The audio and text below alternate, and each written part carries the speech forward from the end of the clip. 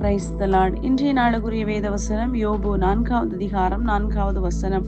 விழுகிறவனை உம்முடைய வார்த்தைகளால் நெருக்க பண்ணி தள்ளாடுகிற முழங்கால்களை பலப்படுத்தினீர்.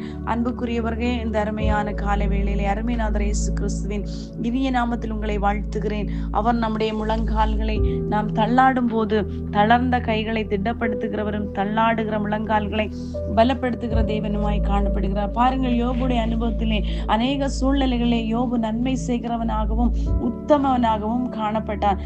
அந்த சூழ்நிலைகளிலே சத்துரு ஒரு போராடிய விதமாக அவனுடைய வாழ்க்கையிலே அத்தனை காரியங்களும் எடுத்து மாற்றப்பட்டது.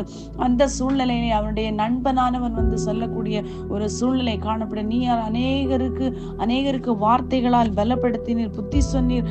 அவர்கள் தளர்ந்த போது அவருடைய கைகளை பலப்படுத்தி அவர்களுக்கு உதவி செய்தீர். ஆனால் இன்றைக்கு உன்னுடைய வாழ்க்கையிலே சம்பவித்த போது ஏன் அப்படி உறுதியாய் இருக்க முடியவில்லை என்று கேள்வி கேட்கிற ஒரு அனுபவம் இன்றைக்கு அநேகர் உங்களுடைய வாழ்க்கையிலும் கூட அதே சூழ்நிலையை கடந்து போய் கொண்டிருக்கிற அருமையான தேவனுடைய பிள்ளையே, கர்த்தர் உங்களை பார்த்து சொல்லுகிறார், கர்த்தர் தளர்ந்த கைகளை திடப்படுத்தி தள்ளாடுகிற முழங்கால்களை அவர் பலப்படுத்துகிறவராய் மனம் பதகிறவர்களை பார்த்து நீங்கள் பயப்படாதிருங்கள், திடன் கொள்ளுங்கள். இதோ உங்கள் தேவன் நீதியை சரி கட்டவும் உங்கள் தேவன் பதிலளிக்கவும் வருவார்.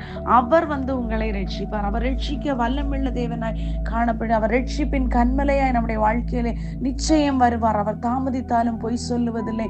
அன்புக்குரியவர்களை பாருங்கள், இந்த சூழ்நிலையிலும் அந்த இப்படியாய் குத்தி நோகடித்த போதும் அந்த இடத்துல யோபு தன் சிநேகிதர்களுக்காக தாழ்த்தி ஜெபம் பண்ண ஆரம்பிக்கிறான். பாருங்கள், ஜெபம் பண்ண ஆரம்பித்த போது அவனுடைய சூழ்நிலைகள், அவனுடைய சிறையிருப்புகள் மாறத் தொடங்குகிறது. அதுபோல இன்றைக்கும் நம்மை குத்துகிறவர்களுக்காக நாம் ஜெபிக்க வேண்டும். நாம் ஜெபிக்கும் போது நம்முடைய சிறையிருப்பை கத்தர் மாற்ற வல்லமையும் நீதியும் உள்ள தேவனாய் இருக்கிறார். அவர் ரட்சிக்கும் போது குருடருடைய கண்கள் திறக்கப்படும், செவிடரின் கண்கள் திறவிண்டு போகும். எப்படியான செவிகள்? மந்தமான செவிகள் கண்டிப்பாக திறக்க ஆரம்பிக்கும். உலகத்தின் பாவங்களால் மூடப்பட்ட கண்கள் திறக்க ஆரம்பிக்கும். முடங்கி கிடக்கிற சில மனிதர்களுடைய முடந்தை மாறி அவர்கள் துள்ளி குதிப்பார்கள்.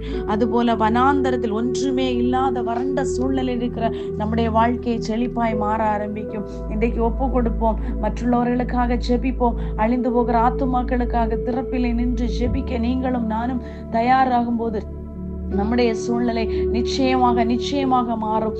காரணம், அவர் நம்முடைய ரட்சிப்பின் தேவனாய் காணப்படுகிறார். 1000 ஆண்டுகள் அவரோடு ஆளுகை செய்ய வேண்டுமானால் நீங்களும் நானும் இன்றைக்கு அவருடைய சமூகத்திலே காத்திருக்க வேண்டும். நமக்காக மாத்திரமல்ல, அழிந்து போகிற அநேக ஆத்துமாக்களுக்காக, வாலிப பிள்ளைகளுக்காக நாம் ஜெபிக்க வேண்டிய நம்மேல் விழுந்த பெரிய கடமையாய் காணப்படுகிறது. ஜெபிப்போம், ஜெயம் எடுப்போம். கர்த்தர் தாமே உங்களை ஆசீர்வதிப்பாராக. ஆமென்.